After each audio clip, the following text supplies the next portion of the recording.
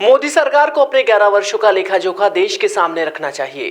2014 में जो वादे किए गए थे, हर साल 2 करोड़ नौकरियां, हर व्यक्ति के खाते में 15 लाख रुपए, किसानों की आमदनी दोगुनी, स्मार्ट सिटी, स्वामीनाथन आयोग की रिपोर्ट लागू करने जैसे ये सारे वादे आज भी अधूरे हैं, ऐसा कहना है कांग्रेस प्रदेश अध्यक्ष हर्षवर्धन सपकाळ का। जिन्होंने आज नागपुर के रवि भवन में पत्रकारों से बातचीत की।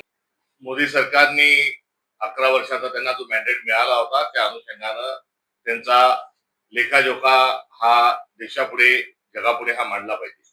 वास्तविक पाहता बोलायचा बात आणि बोलायचीच कडी ही भाजपची आणि नरेंद्र मोदी यांची एकंदरीत असणारी शैली आहे। त्यामुळे त्या शैलीचा वापर न करता जे तांत्रिक दृष्टिकोनातून जे मान्यता प्राप्त जे मापदंड आहे, ज्यांना लोकमान्यता आहे, ज्यांना विज्ञानाची मान्यता आहे आणि जे पॅरामीटर्स हे युनिसेफ सारख्या, वर्ल्ड बँक सारख्या किंवा वर्ल्ड हेल्थ ऑर्गनायझेशन सारख्या ऑर्गनायझेशन ज्यांना रेफर करतात, अशा सगळ्या डाटाच्या अनुषंगानं त्यांनी आपला लेखाजोखा मांडला पाहिजे। दरवेळेस नरेंद्र मोदी आणि त्यांचे बगलबच्चे स्वतःची पाठ थोपटून घेण्यामध्येच कुठेतरी समाधान मानत असतात, मात्र त्यांनी तसं करू नये। Happiness index, hunger index, human development index यासारखे अनेक इंडेक्स आहेत। शाळेतून गळती झालेल्या मुलांचं प्रमाण, ग्रॅज्युएट होत चाललेल्या तरुणांचं प्रमाण, रोजगाराची उपलब्धता या सर्व अनुषंगानं त्यांनी आपला लेखाजोखा मांडला पाहिजे।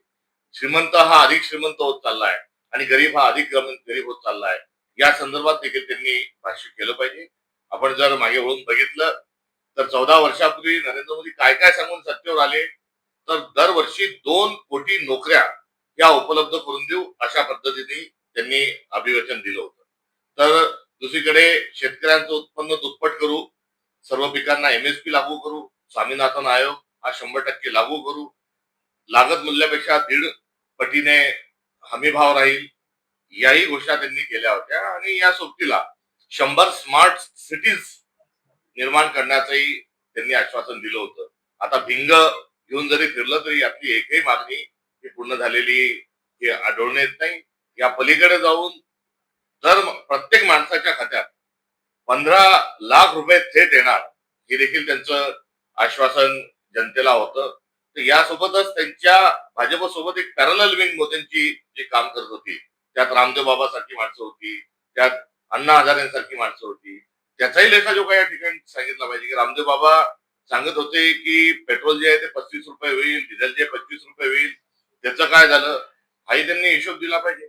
या सोबतच लोकपालाचं काय झालं हेही मुद्दे सगळे सांगितले पाहिजे। त्यामुळे नुसत्या येऊन हवेत वाफा जिरवण्याच्या ऐवजी त्यांनी आपला लेखाजोखा 11 वर्षाचा सांगितला पाहिजे। नुकतेच आंतरराष्ट्रीय स्तरावर अमेरिका जी नरेंद्र मोदींना फार जवळची वाटत आलेली आहे, यांनी त्यांचा अहवाल 8 दिवसापूर्वी जो जाहीर केला, त्यामध्ये हेट स्पीच देण्यामध्ये ज्यांचा हात खंडा आहे असा मोदींच्या संदर्भातला उल्लेख आहे।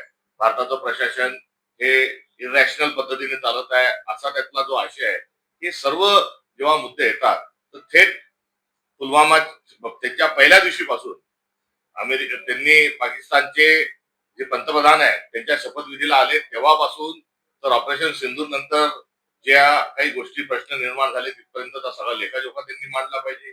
श्रीमंत अधिक श्रीमंत होत चाललाय, त्यांचे जे उद्योगपती मित्र आहेत 2 अडाणी अंबानी यांच्या मोदींच्या कार्यकाळात त्यांची संपत्ती कितीने वाढली तेही सांगितलं पाहिजे, शेतकऱ्याचं उत्पन्न किती कमी झालं तेही सांगितलं पाहिजे। नुसते दारिद्र्य रेषेचे सूत्र बदलून होणार नाही। तर भारतरत्न नोबेल पारितोषिक विजेते डॉक्टर अमर्त्य सेन यांनी ह्युमन डेव्हलपमेंट इंडेक्स जो विश्वाला दिला, अशा भारताच्या सुपुत्राच्या सूत्रामध्ये बसून त्यांनी आपला लेखाजोखा मांडला पाहिजे। शेवटी या 11 वर्षात हा भारताला पुढे घेऊन जाणारा नव्हे तर मागे घेऊन जाणारा राहिलेला आहे। त्यांच्या कारकिर्दीची तुलना मनमोहन सिंग साहेबांच्या कारकिर्दीशी जर केली तर स्पष्ट होऊन जातं की मनमोहन सिंग साहेबांच्या काळात एक विकासाची घोडदौड ही सुरू होती। त्यांनी घेतलेले निर्णय, त्यांची पारदर्शकता, भ्रष्टाचार थांबवण्याचा असलेला प्रयत्न, या उलट नरेंद्र मोदी यांनी काम केलंय। त्यामुळे जे आपल्या देशाचे जे चक्र आहेत हे उलट्या दिशेने फिरत आहेत। हे 11 वर्षाचा लेखाजोखा जो आहे हा जनतेच्या समोर मांडण्याचं काम आम्ही देखील करणार आहोत।